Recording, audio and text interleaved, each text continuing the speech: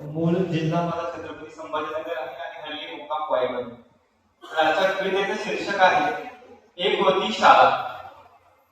एक होती शाळा आमच्या वेळची. एक होती शाळा आमच्या वेळची, सुंदर होतं सगळं, गोष्ट आहे कालची. एक होती शाळा आमच्या वेळची, सुंदर होतं सगळं, गोष्ट आहे कालची.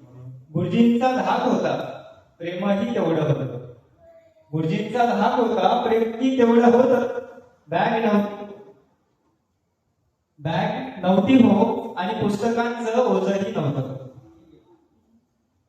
लिहिणं वाचणं शिकवलं, जगणंही शिकवलं.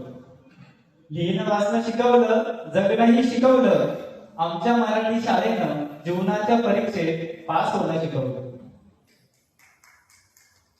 परिपाठ व्हायचा, प्रार्थनाही व्हायची. परिपाठ व्हायचा, प्रार्थनाही व्हायची. गणवेश साधा होता, डोकीही शांत राहायची.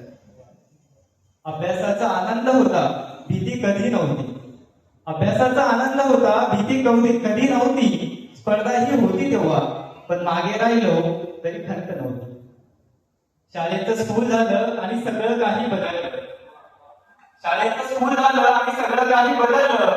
इंग्रजीच्या नादात बालपण मात्र गेल्यावर. मैदानी खेळ आता मोबाईलमध्ये उतरले. मैदानी खेळ आता मोबाईलमध्ये उतरले. मामाचे पत्र मात्र मराठी शाळेतच ठरवले. पाठांतर करून मुलं इंग्रजी तर शिकली. पाठांतर करून मुलं इंग्रजी तर शिकली. एक माणूस बनवायला शाळा मात्र चुकली.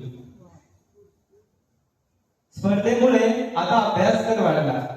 स्पर्धेमुळे आता अभ्यास तर वाढला, पण अभ्यासातला आनंद मात्र कुठेतरी हरवला.